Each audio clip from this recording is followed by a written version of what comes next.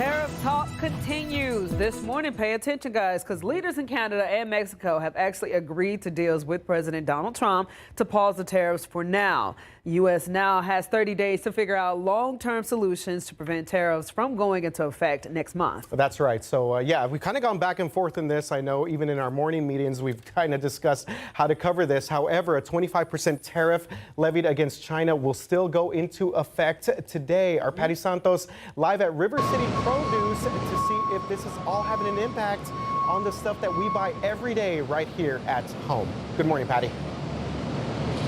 Hey there, good morning. And this is why it matters so much. Take a look behind me right now.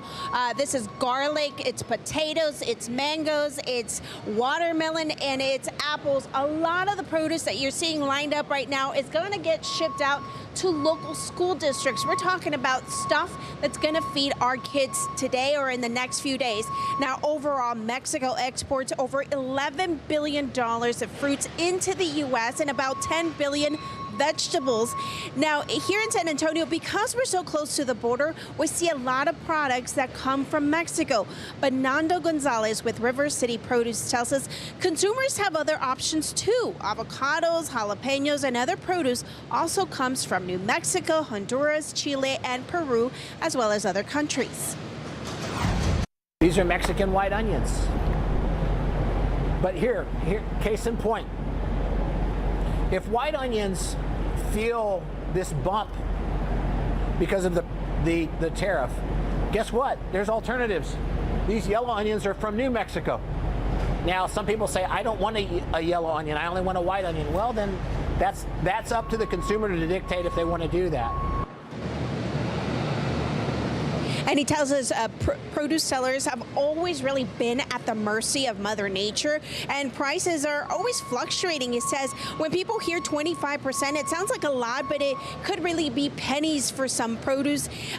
And coming up in the next hour or so, he's going to explain to us. He's going to do the math for us. We're going to put him to do some math on what that could mean, maybe on an item like avocado. We'll send it back to you guys. All right, Patty, thanks so much. Yeah. Obviously doing the hard work, answering the questions. You know, I think it's one of those situations we've got to just let it work itself out. Hopefully it aligns in our favor. But again, we never know with the way things are going right now. So we've been through this with avocados before. Yeah. But I will not give up avocados. As we get ready for good. Super Bowl weekend. I will say, now the jalapenos, avocados going to be very popular. Jalapenos are great too. I love them. Yeah. Jalapeno poppers? Whoa, don't get me started.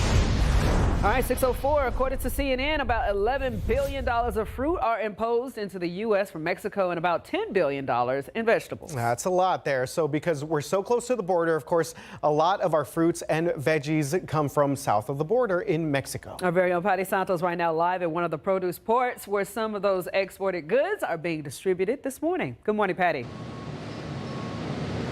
Hey there, good morning, guys. It is unbelievable the amount of food that is going out the door here at River City Produce.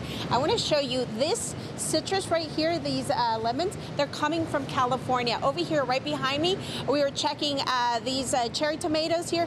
These are coming from Mexico. Those limes back there, Mexico. And those mangoes are coming from Peru. So really, they get food from all over, not just the world, but also the U.S. Nando Gonzalez, the sales rep here, tells me Mother Nature really is the boss that tells us how much we're paying for all this stuff.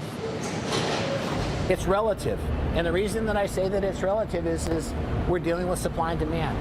These limes, for example, if there is a bumper crop of limes and you've got too many limes, guess what happens? They're going to lower the price to sell them, right? So that 25% that everybody is hearing is automatically absorbed into the cost of it. And we are so lucky here in the U.S. to have some options. Our produce doesn't just come from Mexico. Like we said, we can get fruits and veggies from all over the world. He says produce consumers' price has always fluctuated, but we asked him to do some math for us anyways to see how the new tariff might impact customers that are loyal to the Mexican avocados.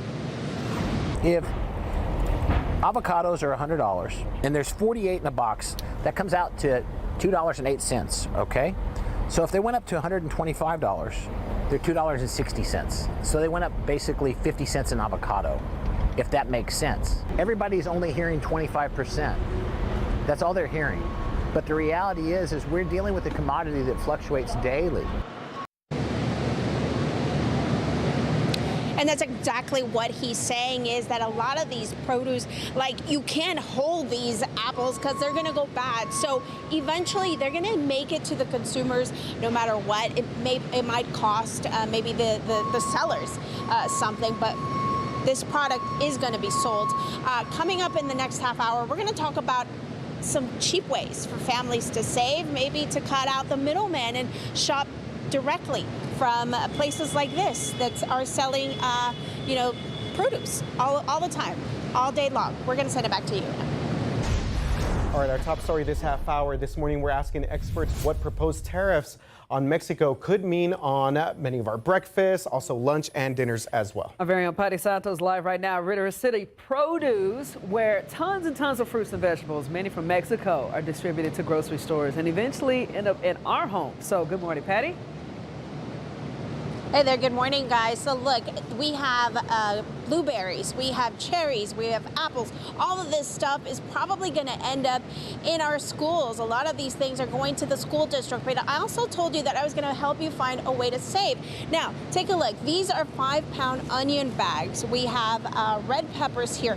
All of these things can be purchased by the general public as well. This is possibly one way that if things get a little overwhelming and you have a big family to feed, or maybe you own a food truck, then you can come and buy directly from them and maybe not have to pay the prices at the grocery store. A lot of produce that is here in our community is not coming just from Mexico, but it also comes from Chile, Honduras, Peru, and even states right here in the U.S.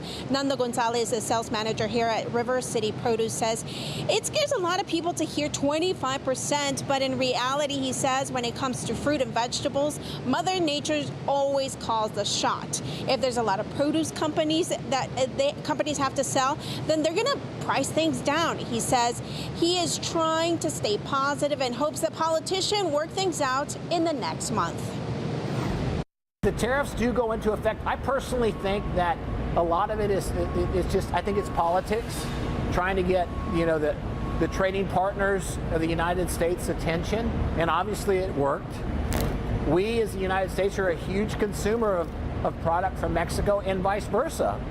So I think the tactic got attention, that's for sure. I think everybody's listening now.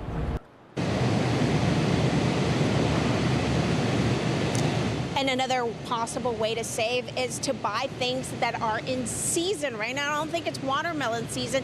They'll sell it to you, but maybe you might be paying a little bit more. Now, we're going to put some information that could help you as to when this shop here is open on our website. We'll send it back to you guys.